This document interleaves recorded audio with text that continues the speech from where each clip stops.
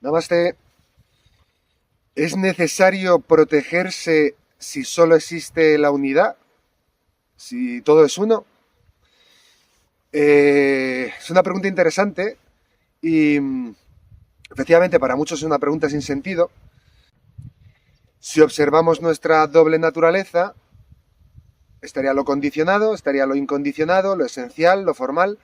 Y efectivamente para las personas que solo se identifican con lo condicionado y lo formal dirían, es una pregunta sin sentido, claro que es necesario protegerse. Para personas que solo se identifican o que asumen su identidad solo en lo esencial o incondicionado, pues la pregunta también está fuera del lugar. Dice, ¿de qué hay que protegerse si todo solo hay unidad? Así que lo más sabio siempre es asumir y aplicar la sabiduría paradójica y asumir que depende de cómo lo observemos, sí, ¿no? ¿Es necesario protegerse o no es necesario? Nada real puede ser amenazado. Reza un curso de milagros.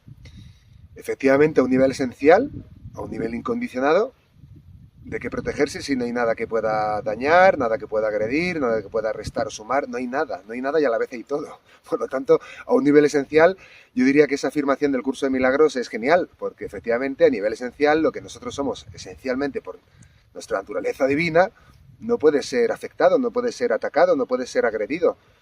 No puede ser mermado, no puede crecer, no puede decrecer, no puede sumar o restar, simplemente es nuestra naturaleza esencial y a ese nivel diríamos que nada puede efectivamente ser amenazado. Y a ese nivel efectivamente aplicaría esta fórmula de que no es necesario protegerse porque esencialmente nada puede afectar a mi verdadera naturaleza. Bien. Y luego estaría nuestra faceta o nuestra manifestación en lo condicionado, en lo formal. Y efectivamente en lo formal, aquí como figuritas, como cuerpo-mentes, pues efectivamente yo diría que la cuestión también está de más, claro que hay que protegerse. Un día de lluvia, me pongo un paraguas, me pongo un abrigo, me protejo del frío, me protejo del agua. Claro que hay que protegerse, ¿por qué? Porque hay un programa muy fuerte de preservar la salud, la vida. Hay una ley universal en este universo que es la ley del libre albedrío y muchas veces esa, esa protección o esa defensa de nuestro libre albedrío, de nuestra voluntad, en este sentido formal, de que parece que podemos elegir qué tipo de experiencias queremos vivenciar, pues efectivamente a veces los libres albedríos chocan y hay que poner límites, hay que proteger. Como decíamos, a nivel medioambiental es obvio, no es ninguna locura decir que hay que protegerse. Y a nivel formal, a nivel personal, pues también, esta personita que encarnamos también hay que protegerla de posibles agresiones físicas, energéticas, psíquicas, en fin, hay muchos tipos de agresiones. Y yo diría que igual que protegemos al cuerpo del frío, pues también le protegemos al cuerpo-mente de ese tipo de agresiones, con total naturalidad.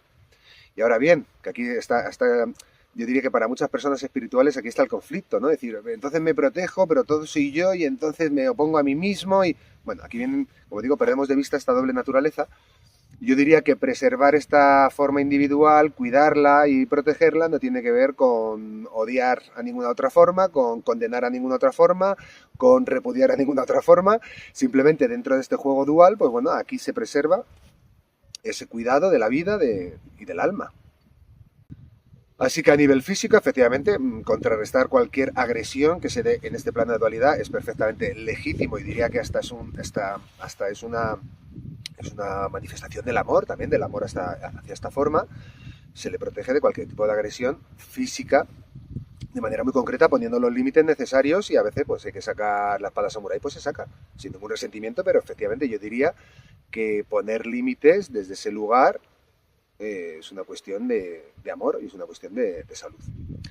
A nivel energético es más sutil y de hecho en estos tiempos que se habla mucho de lo energético y entonces es un poco más abstracto porque, bueno, lo físico es muy concreto. Aquí hay una forma física y cuando hay una agresión se ve claramente cómo repeler ese tipo de agresiones y en eso hay bastante claridad al respecto. En lo energético es un poco más ambiguo, es un poco más abstracto. ¿Por qué? Porque a veces no lo vemos directamente con los ojos.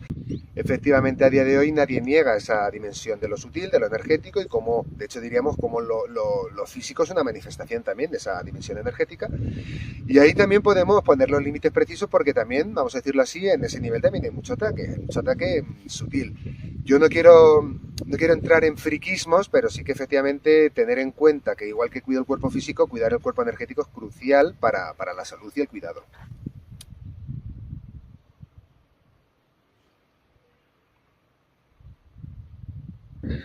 Bueno, pues ha llegado la lluvia, ha tocado salir corriendo, buscar refugio y hoy la Pedriza Talks se va a traducir o va a terminar en la Pedriza Home, así que Home Sweet Home.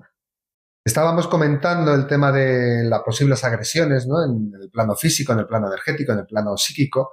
Decíamos que en el plano físico se ve muy, muy claramente, ¿no? Y de qué manera uno elige poner límites de manera muy concreta a cualquier tipo de agresión o manipulación o forma de abuso.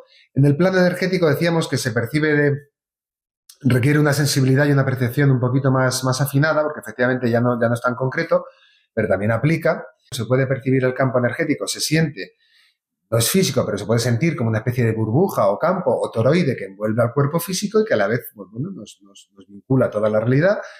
Y ese campo energético está expuesto como cualquier otra forma de realidad. Está expuesto y también se le puede comparar como la membrana de una célula, vamos a decir así, la membrana está abierta al campo, está expuesta a recibir nutrientes o recibir tóxicos, está abierta a recibir de todo, ¿no? Entonces, esa membrana energética opera metafóricamente o por correspondencia como operaría la membrana de una célula. ¿Cómo nos protegemos a nivel energético? Bueno, yo diría que aquí cada cual hay un montón de técnicas, de prácticas, de visualizaciones, en fin.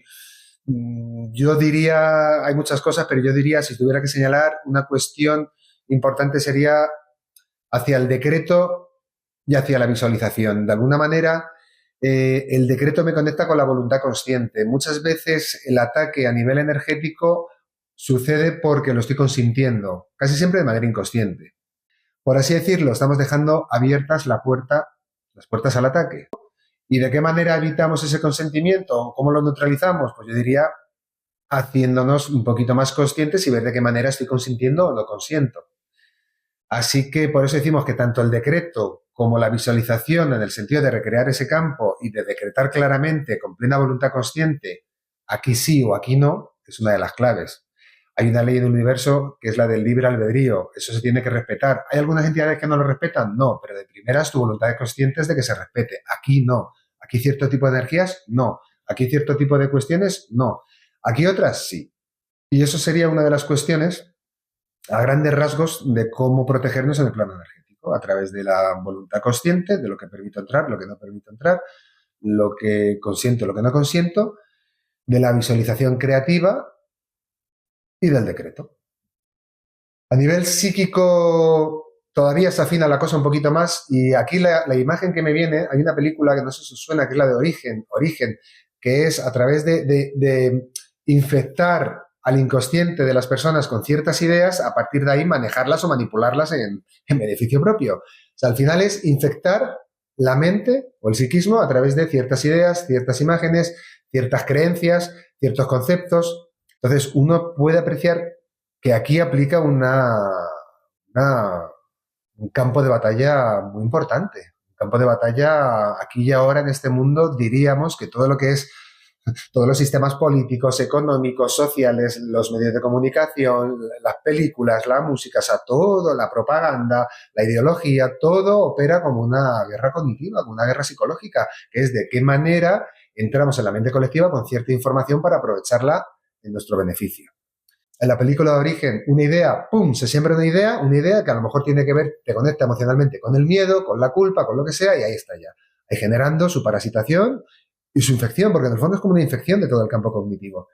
Y desde ahí se va a traducir en un comportamiento. Por ejemplo, si a mí me inseminan una idea de odio hacia un grupo concreto, no sé, izquierdas, derechas, finalmente me van a dividir y voy a acabar matándome con el prójimo, porque van a infectar una idea de que el otro es el demonio, por ejemplo.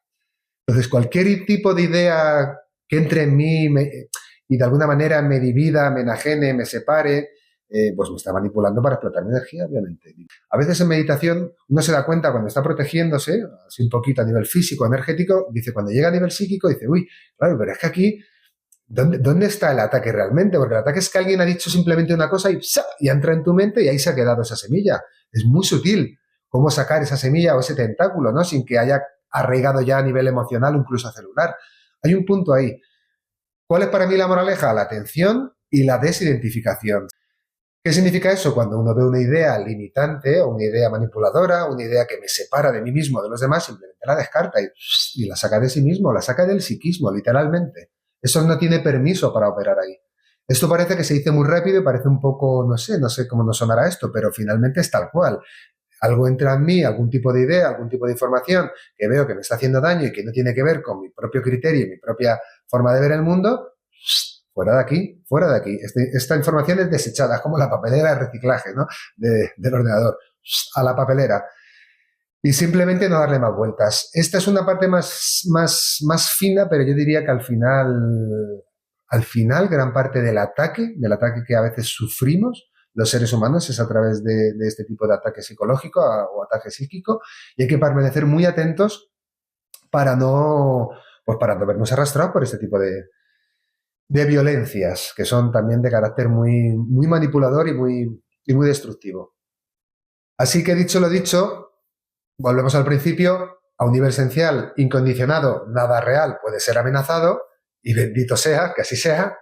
Efectivamente hay un gran descanso, una gran dicha en eso, porque más allá de todo el espectáculo y de toda esta fenomenología en dualidad de la energía pulsando por aquí y por allá, bueno, hay una realidad inmutable, imperecedera, que no puede ser dañada, mermada o agredida de ninguna manera.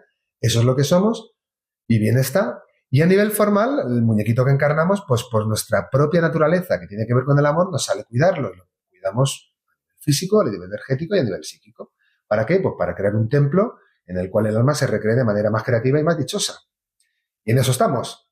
Así que estas eran las señales del día de hoy. Hemos empezado en el campo, ahora terminamos aquí en el hogar y bien está. Un abrazo y buen camino.